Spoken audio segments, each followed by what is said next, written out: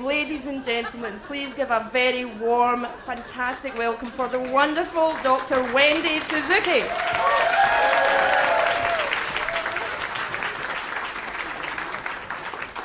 Good evening, everybody. So excited to be here. Long before I ever wanted to be a neuroscientist, I wanted to be a Broadway star. I thought the people that could sing and dance and act all at the same time were the most talented people in the world. But you have to remember that I came from a very serious Japanese American family. My grandfather came from Japan in 1910, and he started the largest Japanese language school in all of the West Coast. So our family was serious about education. We were very pleasant, very polite, but never overly affectionate. So you can think of us like a Japanese American version of Downton Abbey, without the accent, the servants, or the real estate. That was us. So despite those early Broadway dreams, I quickly and easily fell into a life of total science geekdom. And after a while, I decided to follow those science geekdom dreams to UC Berkeley, my family's alma mater. And so Mom and Dad packed me up in the car and drove me to UC Berkeley. And again, Downton Abbey. We didn't hug, we just waved goodbye. Bye, Mom and Dad. And soon after I arrived at UC Berkeley, I found the perfect outlet for my science geekiness. And that was a class that I took at UC Berkeley called The Brain and Its Potential, taught by Marion Diamond. I'll never forget that very first day of class. She looked like a 50s Hollywood movie star. She had blonde bouffant hair. She was wearing a beautiful skirt and blouse with a crisp white lab coat covering it. And not only that, she had a hat box with her in front of that classroom. And what she did, she slowly opened that lid, and very carefully, she pulled out a real human brain. I had never seen one before in my life. And she told us that what she was holding in her hands was the most complex structure known to mankind. This is the structure that defined our personalities and allows us to go from laughing to crying in 1 minute or 1 second. Not only that, she told us one of the most amazing things about the brain is that it could change in response to the environment. That is, the environment could change the brain's anatomy, physiology, and function. And that was called brain plasticity. And when she said that, that's the moment I realized that I wanted to be a neuroscientist. Now, during this time in college, I was your typical, I don't need your help, Mom and Dad. I can do everything on my own. And despite the fact that I only lived an hour away, I only went home at Christmas, and we only kind of called each other. I only called them at most once every 3 months. I was busy. I was busy learning how to be a neuroscientist. There's a lot to learn. And one form of brain plasticity that I became fascinated with was memory. How did the brain allow us to take a sensory perception and let us remember that for 20, 30, 40 years, a whole lifetime? I studied the anatomy of the brain areas important for memory. I studied the physiology of the patterns of neural activity. I wanted to understand the neural code underlying memory function. I became an expert in long-term memory and fascinated with all those mechanistic details. But then one day, I was sitting at my breakfast table, and I know it was a Wednesday morning because I was reading the Wednesday food section of the New York Times, which is my very favorite section. And I was excited to see an article about Thomas Keller. And he's the famous chef that owns Per Se and the French Laundry. And I was really looking forward to an article about special butter or unusual speckled eggs that he uses in his dishes. But I was really surprised to find a very touching article about his relationship with his father that happened late in life, and they got very close. And in the end, the father died of a tragic car accident, and I was almost in tears at this point.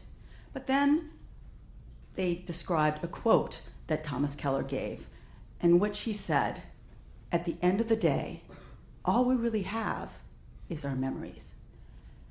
And I realized at that moment that I'd spent so much time focusing on the mechanisms and the mechanics and the anatomy of memory that I hadn't really given a lot of thought to how deep and emotional memories were in our lives.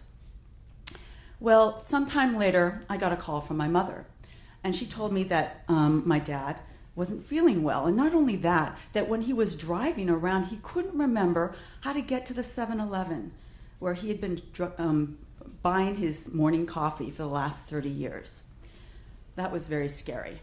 And so the first thing I did is I called my colleagues at Stanford University and got him the best neurologist that I could find. But during all of this process, I couldn't help but feel so guilty. I was an expert on long-term memory. I knew everything about the anatomy and physiology, but I couldn't do one thing to cure my father's memory problems.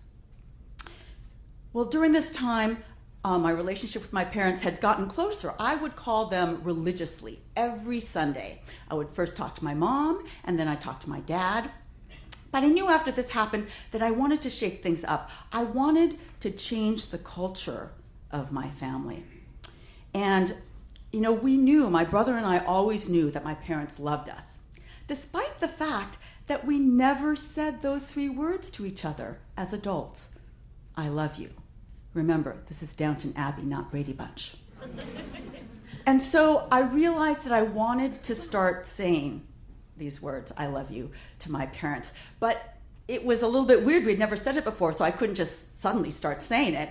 I realized that on one of our Sunday calls, I would actually have to ask them, would it be okay if we started saying this? Which is very, very awkward. I'm an adult. I have to ask my parents permission to say I love you, but that's what I had to do.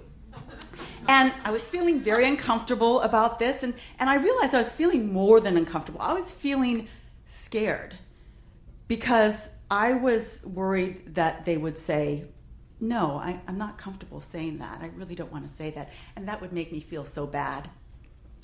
But I knew the only way to find out what they would say is to ask them. So I gathered up all my courage and I called Mom on Sunday night.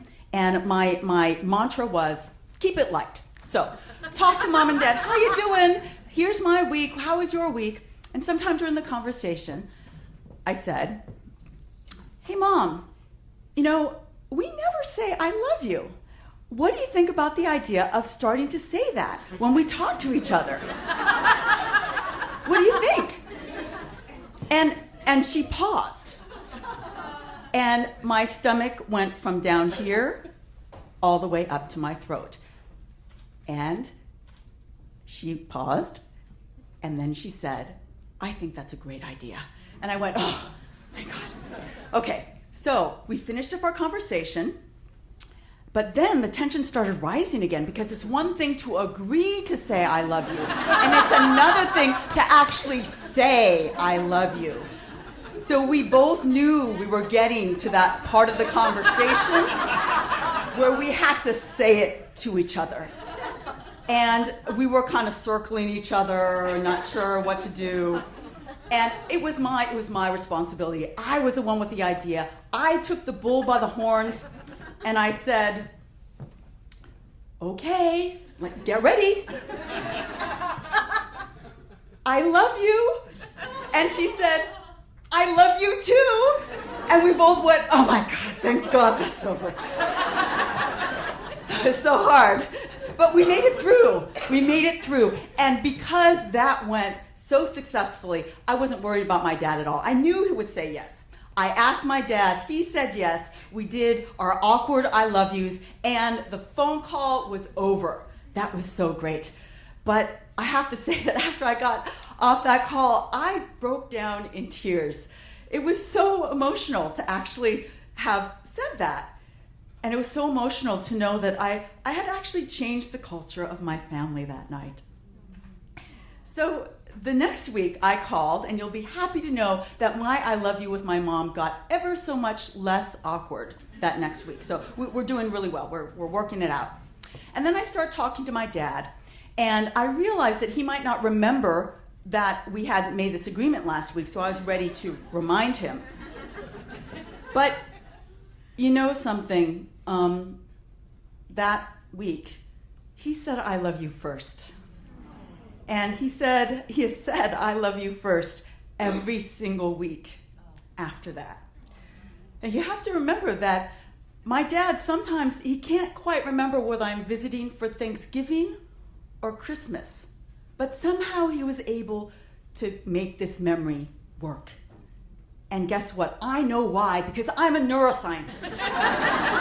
And I know that emotional resonance is helpful for memories. It really pushes those memories into our long-term memories. So the beautiful emotion of his daughter asking him whether she can say "I love you" to him, it beat dementia and it allowed him to form a new memory. And you can be sure that I will keep that memory for the rest of my life. And now that is why I study memory.